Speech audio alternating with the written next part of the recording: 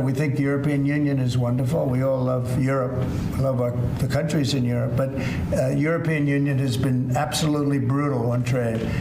Canada has been very bad to us on trade, but now Canada is going to have to start paying up. And Canada has been tough on the military because they have a very low military cost. They think we're going to protect them with our military, which is unfair. So Canada is going to be a very interesting situation because, we just don't need their product. And yet they survive off the fact that we do 95% of what they do.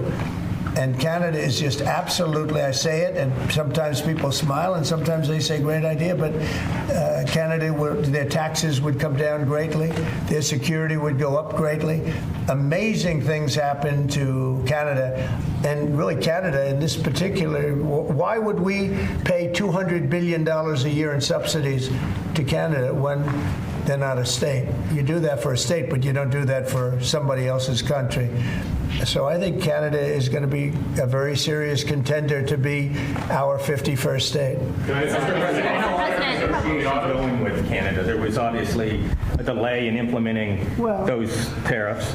I spoke to Governor Trudeau on numerous occasions, and we'll see what happens. But it just sets up so good for them. Look, the people would pay much less tax than they're paying right now. They'd have perfect military protection. They don't have any military protection because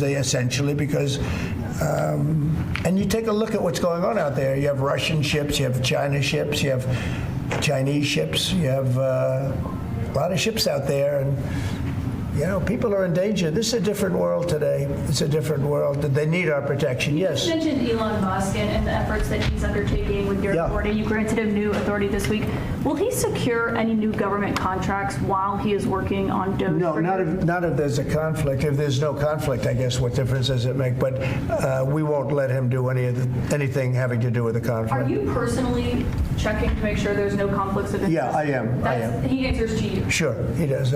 First of all, he wouldn't do it, and second of all, we're not going to let him do anything where there's a conflict of interest. Mr. President, your negotiations with the EU there's discussions ongoing already. How quickly do you expect that you'll hear back from them about any of these other measures? I can't tell you. Yeah, the EU's been very nasty. It's just been they haven't treated us properly. Look, we were great to them on NATO. Essentially, it's a similar group of countries.